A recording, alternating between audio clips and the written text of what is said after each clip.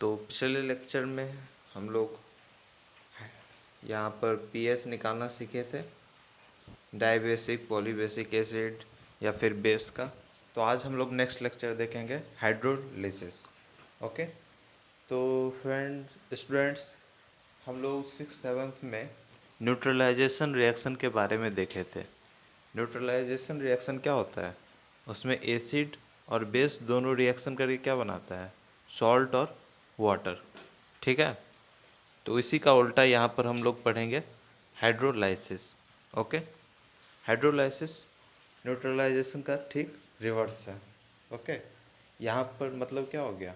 Salt रहेगा और water रहेगा और वो क्या फॉर्म करेगा? एसिड और बेस। ठीक है, ओके। तो वही यहाँ पर डेफिनेशन में लिखा हुआ है, आप लोग चाहे तो नोट कर ले। बहुत ही इम्पोर्टेंट टॉपिक है हाइड्रोलाइसिस, मिस मत कीजिएगा इस टॉपिक को। इससे क्वेश्चन आता ही आता है। इस टॉपिक को आप मिस कर गए तो मतलब अच्छा खासा मार्क्स आप लोग मिस कर दीजिएगा एग्जामिनेशन हॉल में।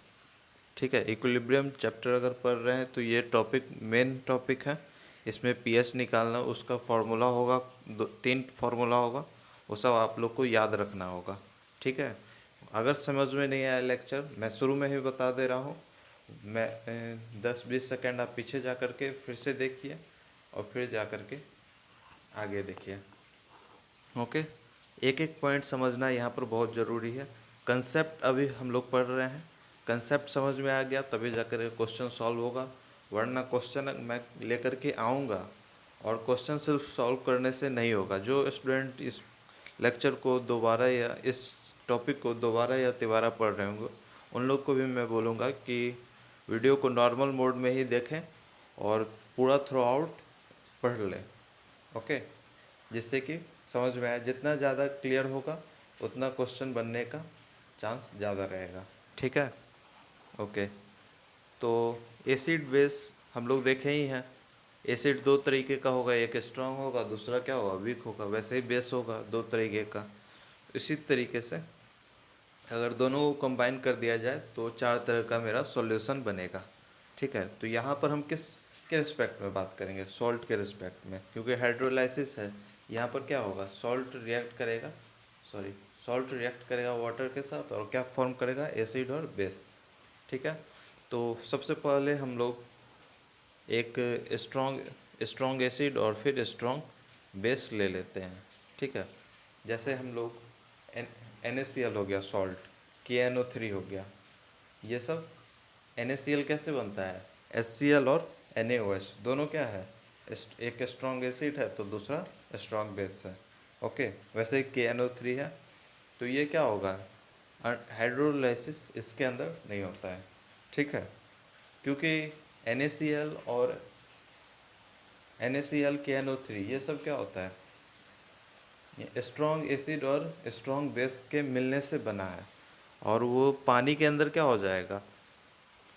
आयंस में सेपरेट हो जाएगा। जैसे HCl अगर रहेगा, ये क्या हो जाएगा? H+ और Cl- में ब्रेक हो जाएगा। ठीक है, तो यहाँ पर हम सॉल्ट के रिस्पेक्ट में अगर हम बात करें, सॉल्ट के रिस्पेक्ट में, तो NaCl क्या हो जाएगा? Na+, ठीक है, और Cl- में ब्रेक हो जाएगा। तो यहाँ पर हाइड्रोलाइसिस हम लोग स्टडी नहीं करते, क्योंकि हाइड्रोलाइसिस में डिफिनीसन के ऊपर हम लोग को ज़्यादा फोकस रखना होगा। किसी भी टॉपिक को बेसिक जो है कंसेप्ट, वो पहले आप लोग देख लीजिए डिफाइन किस तरीके से किया गया, उस चीज़ को पकड़ के रखना होगा हम लोग को। तो क्या बोल रहा है? Reacts with water to form acid and base. तो यहाँ पर आयंस में अगर सेपरेट हो गया तो एसिड बेस तो मेरा बना ही नहीं, तो हाइड्रोलाइसिस क्या हो गया? नहीं होगा। Do not undergo hydrolysis. तो इस केस को हम लोग स्टडी नहीं करेंगे। ओके, अगर आपको क्वेश्चन में मान लीजिए दे दिया जाए NaCl KNO3 ये सब दे दिया जाए और पूछे हाइड्रोलाइसिस करेगा या नहीं करेगा, तो क्या बोल देंगे? नहीं करेगा। Do not undergo hydrolysis. Okay, now second point मेरा क्या है? स्ट्रॉन्ग एसिड ले लेते हैं और वीक बेस ले लेते हैं, तो इसका सॉल्ट क्या बन जाएगा? NH4NO3। NH4NO3 किससे बना है? NH4OH, जो कि क्या है? NH4OH क्या है? वीक बेस है। और HNO3 क्या है? स्ट्रॉन्ग एसिड है। ठीक है, ये सब छोटा छोटा पॉइंट है, आप लोग जानते ही होंगे। जो लोग नहीं जानते होंगे उन लोग के लिए मैं बोल दे रहा हूँ। यहाँ पर मेरा कैटायोनिक हाइड्रोलाइसिस होगा। कैटायोनिक हाइड्रोलाइसिस इस तरीके से, जैसे NH4NO3 है, तो ये क्या होगा, अगर वाटर से रिएक्ट होगा तो क्या बना देगा, NH4OH। तो ये तो मेरा क्या हो जाएगा, वीक बेस है, तो ये तो बहुत ही स्लो रेट से डिसोसिएट होगा।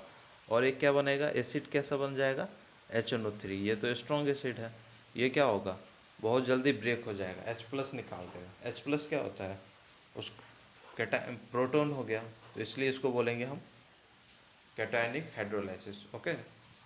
थर्ड केस है मेरा स्ट्रॉन्ग बेस और वीक एसिड। जैसे यहाँ पर एग्जांपल, मैं पूरा एग्जांपल से आप लोग को समझा रहा हूँ, फिर उसके बाद एक्सप्लेन करके तीनों पॉइंट को मैं स्टडी करूँगा, हम लोग स्टडी करेंगे।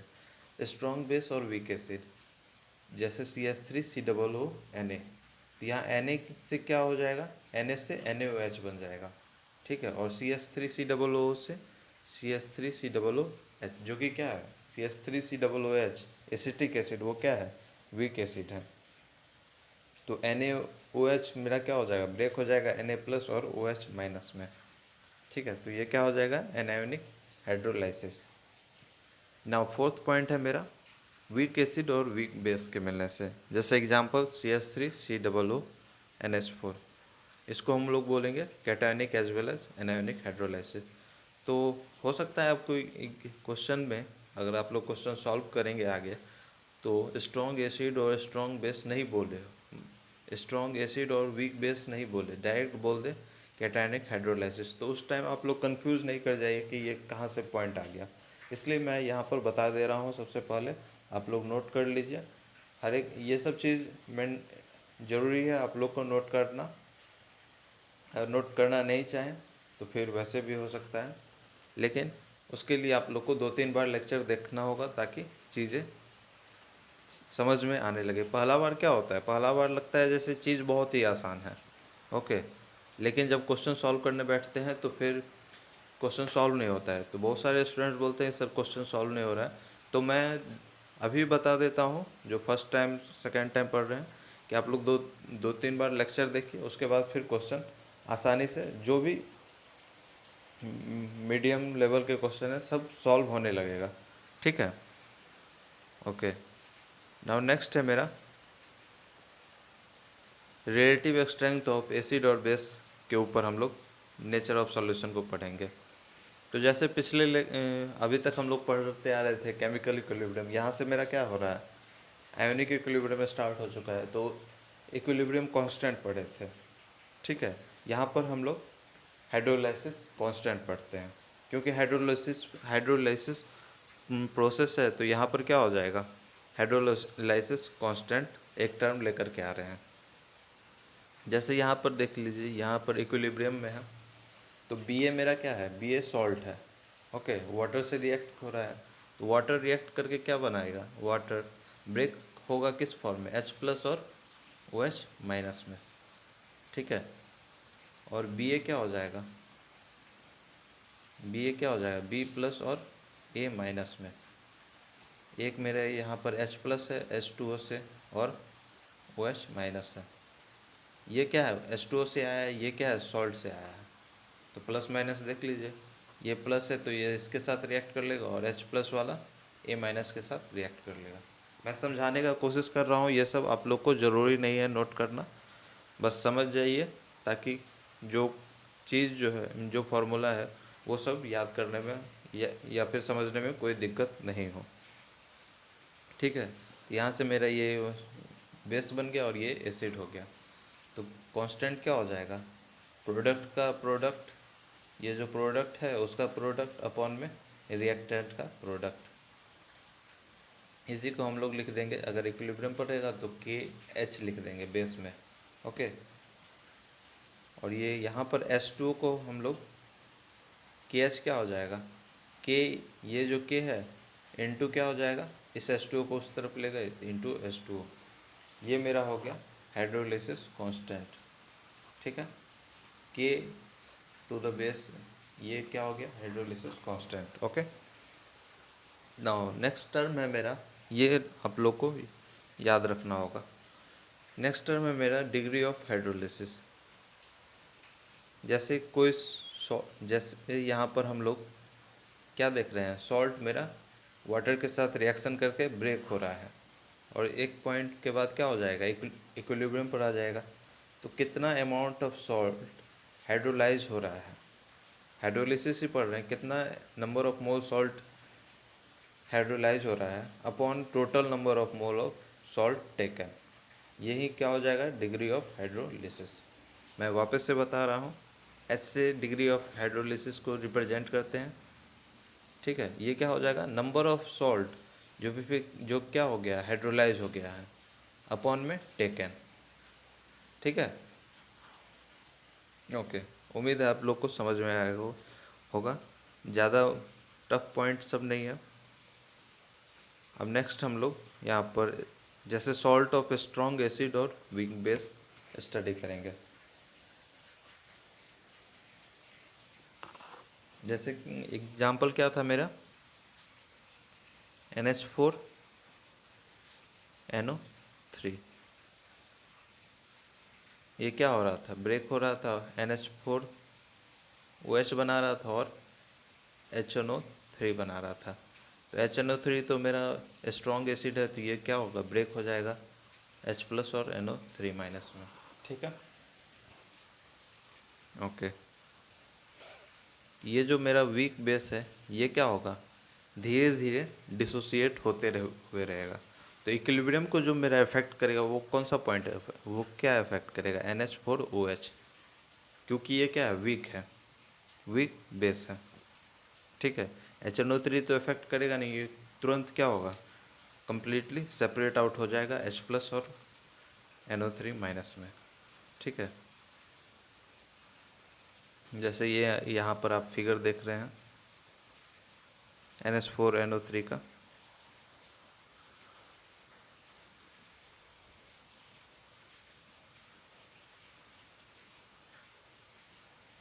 कुछ मैं यहाँ पर रिएक्शन लिख करके दिखा दे रहा हूँ जिससे कि आप लोग को समझ में आए क्या है। जैसे यहाँ पर B+ और H2O है, ओके, और ये यहाँ पर इक्विलिब्रियम पर है, BOH और H+ बना रहा है। तो K⁻H क्या हो जाएगा, ये सब चीज़ तो आप लोग जानते ही हैं, मैं बता दिया हूँ पिछले अभी जो टॉपिक पढ़ाया हूँ उसमें। KW क्या हो जाएगा, K आयोनिक प्रोडक्ट, KW क्या होता है, ionic product of water, H+ into OH-। ठीक है, ये दोनों पॉइंट समझ में आया। नाउ नेक्स्ट है मेरा बेस का डिसोसिएशन, आप देख लेते हैं। बेस जैसे क्या हो गया, BOH डिसोसिएट होकर के क्या बना देगा, B+ और OH-। इसका डिसोसिएशन कांस्टेंट फॉर बेस क्या होगा, ये हम लोग पिछले लेक्चर में पढ़े हुए हैं, प्रोडक्ट का प्रोडक्ट अपॉन में रिएक्टेंट। अब इस तीनों से जो मेरा रिलेशन बनेगा वो क्या हो जाएगा, इस तीनों से जो रिलेशन बनेगा वो K⁻H = KW, यहाँ पर H है, अपॉन में KB। ठीक है,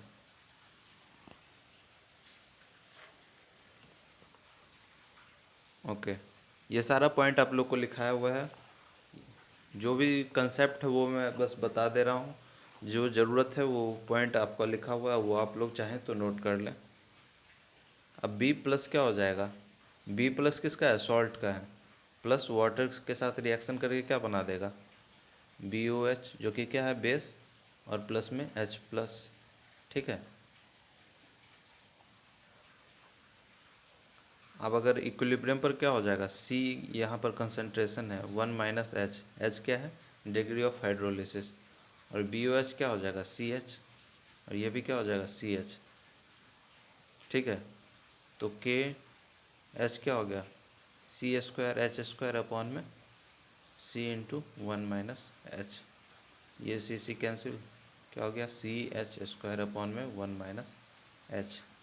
अब जो डिग्री ऑफ हाइड्रोलिसिस है H, वो 1 के कंपैरिजन में क्या है, बहुत छोटा है। तो इस टर्म को हम लोग लगभग नेग्लेक्ट कर देते हैं, 1 ही मान लेते हैं, ठीक है।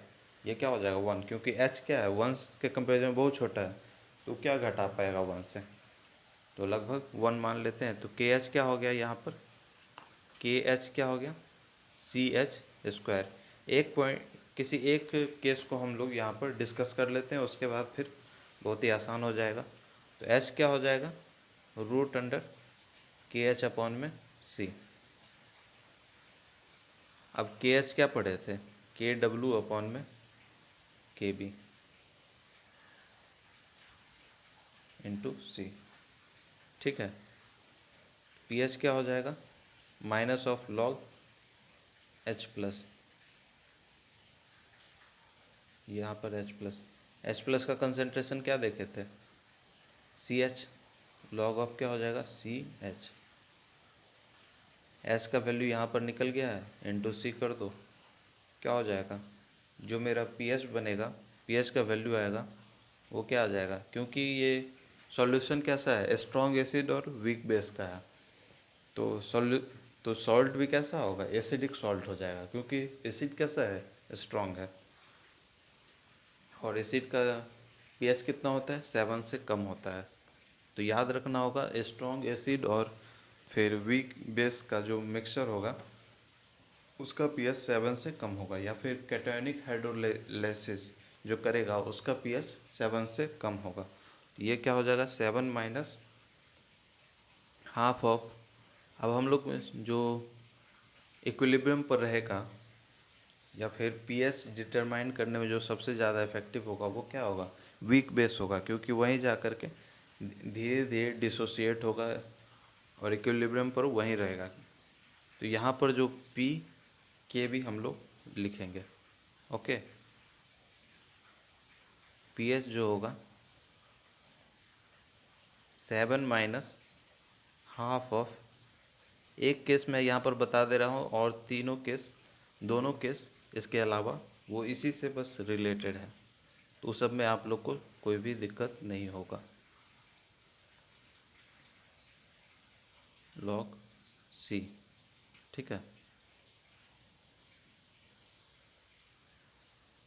यहाँ पर बेस B है, ओके, KB है, ठीक है, डिसोसिएशन कांस्टेंट फॉर बेस।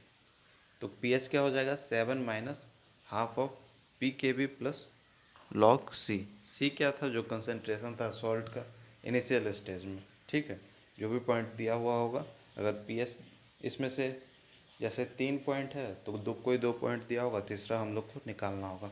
तो समझ में आया, क्योंकि सॉल्ट कैसा एसिडिक है, तो फिर pH क्या होगा इसका pH <<7 होगा।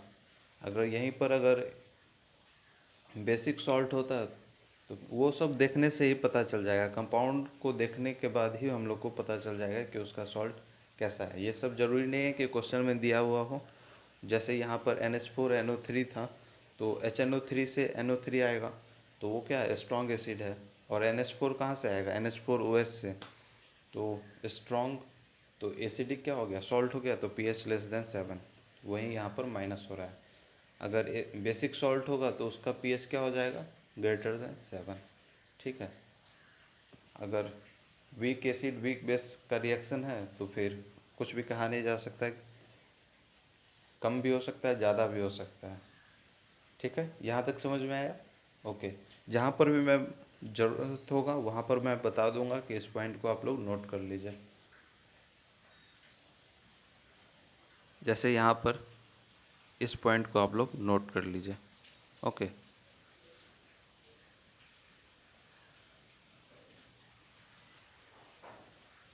और फिर से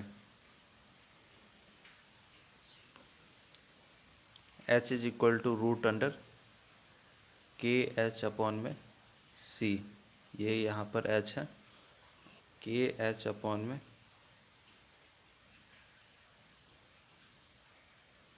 C, ये नोट कर लीजिएगा। और फिर KH होगा KW/KB। इस पॉइंट को भी आप लोग नोट कर लीजिएगा। ओके, ये तीनों फॉर्मूला। नाउ नेक्स्ट है मेरा स्ट्रॉन्ग बेस और फिर वीक एसिड। अब वो जो अभी हम लोग पढ़े थे उसका क्या हो जाएगा, यहाँ पर उल्टा हो जाएगा। यहाँ जो इक्विलिब्रियम पर रहेगा वो क्या होगा, वीक एसिड इक्विलिब्रियम पर रहेगा, और स्ट्रॉन्ग बेस क्या होगा, इजीली कम डिसोसिएट हो जाएगा आयंस के फॉर्म में। ओके, तो जैसे पिछले केस में पढ़े थे वहीं यहाँ पर भी हो जाएगा। ये तो पहले वाले का एग्जाम्पल है। अब जैसे HCl हो गया, HCl तो नहीं होगा, एसिड होगा CH3COOH। ठीक है, इसमें से H+ क्या होगा, बाहर निकल जाएगा, तो बचेगा क्या, CH3COO- बचेगा। वही यहाँ पर A- मान लिया, एक जनरल टर्म में A- मान लिया है। वाटर के साथ रिएक्शन हाइड्रोलिसिस करेगा तो HA मेरा एसिड हो गया और OH- बेस का हो गया। इसलिए इसको हम लोग क्या बोलते हैं, एनायोनिक हाइड्रोलिसिस, क्योंकि रिएक्शन करने के बाद जो निगेटिव चार्ज आ रहा है, तो इसलिए हम लोग बोलेंगे एनायोनिक हाइड्रोलिसिस। ओके, तो हम लोग इनिशियल स्टेज पे कंसंट्रेशन तो से ही मान लेते हैं। इक्विलिब्रियम पे क्या हो जाएगा, हाइड्रोलिसिस हो जाएगा। डिग्री ऑफ हाइड्रोलिसिस क्या होता है, H होता है, तो C/1 - H। ओके, OH क्या हो जाएगा, CH, तो KH का वैल्यू क्या हो गया, इसका प्रोडक्ट अपॉन में A-। ये सब जनरल सा टर्म अब आप लोग को लग रहा हो, क्योंकि इतना डिटेल में मैं पढ़ा दिया हूँ कि अब ज़्यादा दिक्कत होगा नहीं। जो चीज़ है अब अचानक से आप लोग को ये नहीं लगे कि ये सब टर्म कैसे आ गया। जो पहले बार पढ़ रहे होंगे, जो तीसरा चौथा बार पढ़ रहे होंगे, उन लोग के लिए तो ये सब आम बात होगा। जो फर्स्ट टाइम पढ़ रहे होंगे उन लोग के लिए थोड़ा दिक्कत होगा। तो जैसे पिछले लेक्चर में देखा, पिछले लेक्चर नहीं, इसी लेक्चर में मैं देखा था KH का वैल्यू क्या था, KH का वैल्यू KW/KB ये था। वैसे ही यहाँ पर KH का वैल्यू क्या हो गया, KW/KA। ठीक है, ओके। और यहाँ पर मेरा बेसिक सॉल्ट है, तो pH क्या हो जाएगा, 7 से ज़्यादा हो जाएगा। इस दोनों पॉइंट को आप लोग नोट कर लीजिएगा। ठीक है, फालतू का हम लोग को कहीं पर भी टाइम बर्बाद करने का कोई ज़रूरत नहीं है। अगर चीज़ समझ में आ रहा है बस नोट करते चलते बनिए। ठीक है, मेन जो केमिस्ट्री में है वो है एग्जाम्पल, क्वेश्चन देखेंगे हो जाएगा, सारा कंसेप्ट क्लियर हो जाएगा वहाँ पर। ओके, ठीक यही सब चीज़ क्वेश्चन में भी आ जाएगा, तो वहाँ पर हम लोग को जब क्वेश्चन करेंगे तो सारा कंसेप्ट क्लियर हो जाएगा। अब वीक एसिड और फिर वीक बेस का सॉल्ट है, तो यहाँ पर क्या हो गया, बी+ मेरा कहाँ से आ गया, ये तो एसिड से आ गया B+। ओके, और फिर A- कहाँ से आ गया, एसिड से आ गया। वाटर से हाइड्रोलिसिस कर रहा है, BOH और HA बना रहा है। यहाँ पर कोई भी आयंस में सेपरेट आउट नहीं होगा, और इसको हम लोग बोलते हैं cationic as well as anionic hydrolysis. ठीक है, तो KH का तो फॉर्मूला बहुत ही ईजी हो गया, ये तो आप लोग मास्टर हो ही गए होंगे इसमें।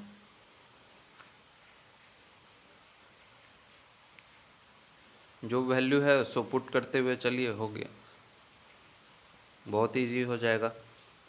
अगर कोई लेंदी क्वेश्चन बनता है तो वो आप लोग जब फार्मूला लिखेंगे वहाँ पर से ही ये सब फार्मूला वहीं पर आ जाएगा खुद ब खुद। आप लोग को ऐसा नहीं है कि यहाँ से लेकर के जाना पड़ेगा, वहाँ से भी निकाल सकते हैं, या फिर यहाँ से डायरेक्ट इस फॉर्मूले को उस क्वेश्चन में लगा सकते हैं। ठीक है, दोनों तरीके का केमिस्ट्री है, ये बहुत ही इजी टॉपिक है। आप लोग जितना एफर्ट मारेंगे मार्क्स हर हमेशा उससे ज़्यादा ही आएगा। फिजिक्स में और मैथ्स में बच्चा ज़्यादा एफर्ट मारता है, लेकिन मार्क्स हर हमेशा उसमें कम आता है। और केमिस्ट्री आपका हर हमेशा स्कोरी टॉपिक होगा। अगर पेपर आपका मेंस या एडवांस या फिर नीट का अगर टफ भी आ जा रहा है, तो केमिस्ट्री केवल ऐसा टॉपिक होगा जिसमें आप लोग अच्छा स्कोर कर पाएंगे। केमिस्ट्री अगर टफ भी दे दिया तो भी आप लोग अच्छा खासा स्कोर कर पाएंगे, ठीक है। फिजिक्स वहीं पर अगर आपका टफ दिया तो फिर पेपर आपका पूरा ख़राब हो सकता है। तो इसलिए मैं बोलूँगा कि इक्वल टाइम सभी के ऊपर दें, फिजिक्स केमिस्ट्री मैथ, ठीक है। क्योंकि पेपर अगर नीट वाले को छोड़ दें, फिर आईआईटी के वाले बच्चे के लिए तीनों का मार्क्स कैसा होता है, इक्वल ही होता है, ठीक है। और हमको टोटल मार्क्स से सिर्फ मतलब है, क्योंकि आपको कोई कॉलेज मिलेगा तो वो टोटल मार्क्स ही आपका रैंक डिसाइड करता है। समझ रहे हैं बात को? ओके। आप हो सकता है फिजिक्स आपका बहुत ही अच्छा हो, लेकिन टोटल मार्क्स आपका जो आपसे कमज़ोर बच्चा है उसके कंपैरिजन में अगर कम आ जाए तो फिर वहाँ पर आपका रिज़ल्ट ख़राब हो सकता है। जो मेन बात है वो है कंपटीशन का, ठीक है। कंपटीशन यहाँ पर एक रेस चल रहा है, हर बच्चा आगे जाने का कोशिश कर रहा है, तो हम लोग को पढ़ना भी होगा, साथ साथ स्ट्रेटजी बनाना होगा कि किस तरीके से पढ़ें कि हम लोग का मार्क्स अच्छा आ जाए। और इस सब चीज़ आप अपने सीनियर से भी पूछिए या फिर जो भी आपके रिलेटिव हो वो सब से बात कीजिए। इस सब चीज़ पर भी आप लोग को थोड़ा ध्यान देना पड़ेगा, क्योंकि बच्चा जब एग्ज़ाम दे कर के आता है तब जा कर के उसे पता चलता है कि ये गलती मैंने की, तो वो गलती आप नहीं दोहराएं। इसी पर आप लोग को इस पर भी आप लोग को ध्यान देना होगा। और केमिस्ट्री का पूरा भार मेरे ऊपर छोड़ दें। और जल्द ही मैं फिज़िक्स का भी अगर आप लोग को दिक्कत हो रहा होगा तो फिज़िक्स और मैथ का भी लेक्चर के लेकर के आऊँगा, और पूरा सिलेबस मैं टाइम पर ख़त्म करवा दूँगा, ठीक है। बस आप लोग क्वेश्चन लगाते हुए रहिए और रिवीजन करते हुए रहिए। चाहे तो नोट्स बनाइए, नहीं तो फिर मेरा लेक्चर देखिए। बार बार रिवीजन करते रहिएगा, तभी जा कर के चीज़ याद होगा। और रिवीजन कीजिएगा तभी अच्छा क्वेश्चन आपसे सॉल्व हो जाएगा, क्योंकि इजी क्वेश्चन भी सॉल्व करना है, उससे आप लोग कंपटीशन में बने रहिएगा। ये सब बात मैं बार बार बोलता हूँ, क्योंकि ये सिर्फ बोर्ड नहीं है, ये क्या है, बहुत सारे बच्चे जो 10th से 11th 12th में जाते हैं उन लोग के लिए मैं बोल रहा हूँ। 10th से 11th में नए नए बच्चे जो जाते हैं उन लोगों को लगता है ये जैसे अभी तक पढ़ते हुए आ रहे थे वैसे ही पढ़ना है, तो यहाँ पर वो सब नहीं है। यहाँ पर आप लोग को स्ट्रेटजी भी बनाना होगा, ठीक है। ओके। तो यहाँ पर पीएच क्या हो जाएगा, दोनों में मेरा वीक एसिड और वीक बेस हो जाएगा, तो के ए और के बी दोनों को हम लोग कंसिडर करेंगे, के ए और के बी को कंसिडर करेंगे। तो पी एच क्या हो जाएगा, 7 प्लस हाफ पी के ए माइनस पी के बी, ठीक है। ओके। जैसे एक क्वेश्चन दिया हुआ है, के बी हम लोग को दिया हुआ है कितना, 4 इंटू 10⁻⁻6, और के बोल रहा है फाइंड करने के लिए। अगर आपसे सॉल्व हो जा रहा है तो फिर कोशिश कीजिए सॉल्व करने का, नहीं तो फिर मैं सॉल्व कर देता हूँ। यहाँ पर के डब्ल्यू जो होता है वो पहले हम लोग यहाँ पर रिएक्शन को लिख लेते हैं। जितना बार रिएक्शन को लिखेंगे उतना हम लोग को समझ में आएगा। MOH,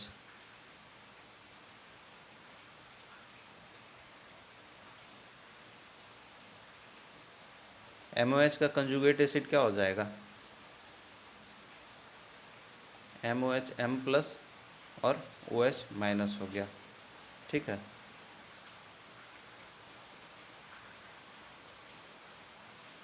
इसका कंजुगेट एसिड क्या हो जाएगा, जो भी यहाँ पर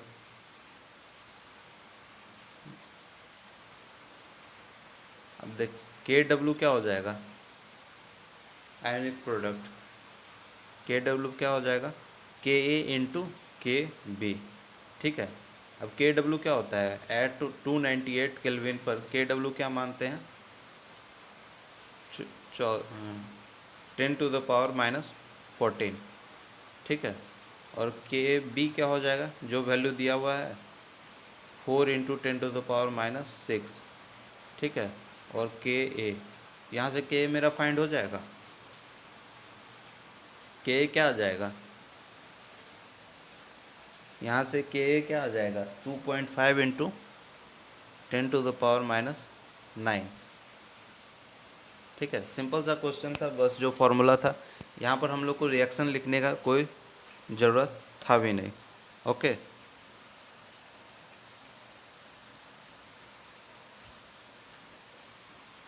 बस जो फॉर्मूला था के डब्ल्यू इज इक्वल टू क्या था, के इंटू के बी।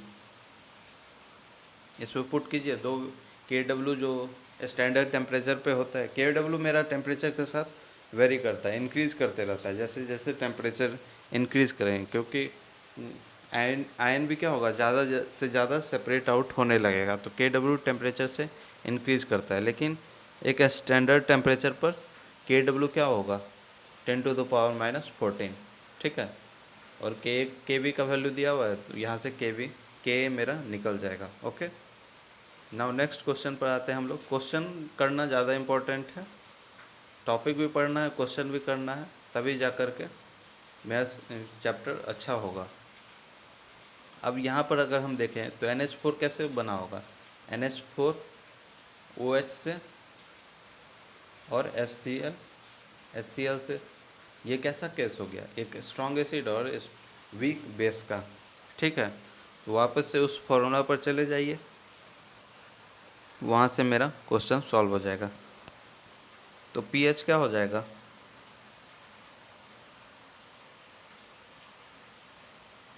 अगर हम लोग pH क्या हो जाएगा यहाँ पर 7 minus half pKb plus log C। इस वैल्यू को हम लोग को पुट कर देना है। लॉग निकालना उम्मीद है आप लोग को आता होगा, मैं पिछले लेक्चर में एक दो एग्जांपल लेकर के समझाया भी था, वैसे ही बस सॉल्व करना है। 0.1 m का हम लोग को निकाल देना है लॉग। 0.1 का क्या हो जाएगा, लॉग 0.1 का क्या हो जाएगा, log 1, इसको कैसे लिखेंगे 1/10, log 1 माइनस log 10, इस तरीके से लिखेंगे। log 1 का मेरा वैल्यू 0 हो जाएगा और ये क्या हो जाएगा -1 हो जाएगा। log 10 का वैल्यू 1 होता है, आगे माइनस लगा हुआ है, तो इस पूरे log C का वैल्यू क्या हो जाएगा -1 हो जाएगा। ओके, पी के भी हम लोग को बस निकालना होगा, वो क्या हो जाएगा नेगेटिव लॉगरिथमिक ऑफ इसका। ठीक है, इसका लॉग निकाल दीजिए, हो गया, बात ख़त्म। ओके, उम्मीद है समझ में आया होगा। एक लाइन का बस आप लोग देख ही रहे होंगे, सॉल्यूशन है, हम लोग को फॉर्मूला याद रखना होगा, पुट करना होगा, हो गया। ठीक है, नाउ नेक्स्ट है मेरा degree of hydrolysis of decinormal solution of ammonium acetate CH3COO NH4। ये यहाँ पर क्या है, वीक एसिड और फिर वीक बेस है, और निकालना क्या है मेरे पास हमको स्मॉल h। ठीक है, तो क्या हो जाएगा इसका, यहाँ पर हम लोग KH क्या होता है KW में KA इंटू KB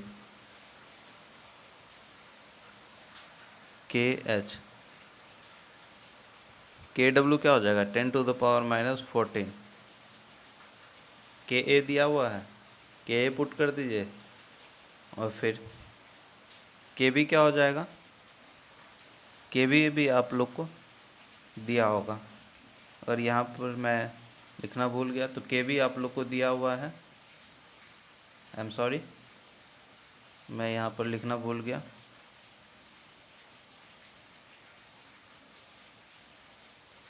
ये यहाँ पर KB है, और फिर KA आप लोग को कल रात को लाइट कट गया था, इसलिए जल्दी में कुछ गलती हो गया, कुछ जगह एक ही जगह गलती हुआ है, इसलिए ज़्यादा परेशान होने का ज़रूरत नहीं है। KA मेरा ये दिया हुआ है, KB ये दिया हुआ है, KW ये दिया हुआ है, और KH हम लोग को निकाल देना होगा। KH क्या हो जाएगा, डायरेक्ट जो फॉर्मूला था उस पर पुट कर दिए के डब्ल्यू अपॉन में के इंटू के बी। यहाँ से के एच आ गया, के एच, अब के एच क्या हो जाएगा, K H is equal to C H square हो जाएगा। ठीक है, K H is equal to C H square. यहाँ से एच मेरा आ गया कितना, root under K H upon में सी।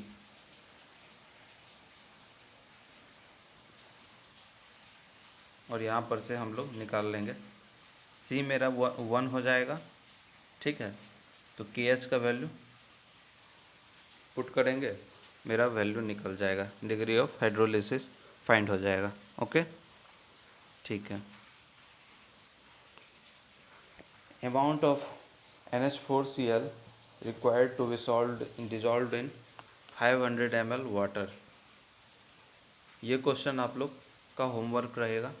3 क्वेश्चन मैं सॉल्व करके दिखा दिया हूँ, आप लोग और क्वेश्चन भी सॉल्व कर लीजिए जहाँ से भी आप लोग को मिले। RC मुखर्जी आप लोग कोशिश कीजिएगा सॉल्व करने का, जिससे कि आप लोग का फिजिकल कम से कम स्ट्रांग हो जाए। ठीक है, धीरे धीरे हम लोग प्रैक्टिस करते रहेंगे और केमिस्ट्री आप लोग का इम्प्रूव होते रहेगा।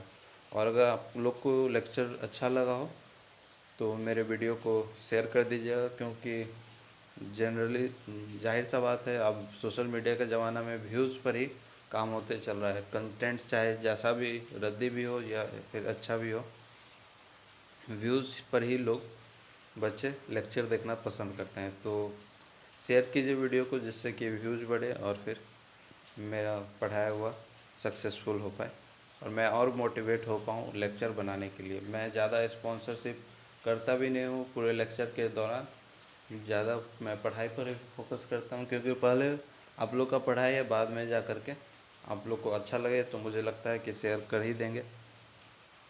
ठीक है, thank you very much. Okay.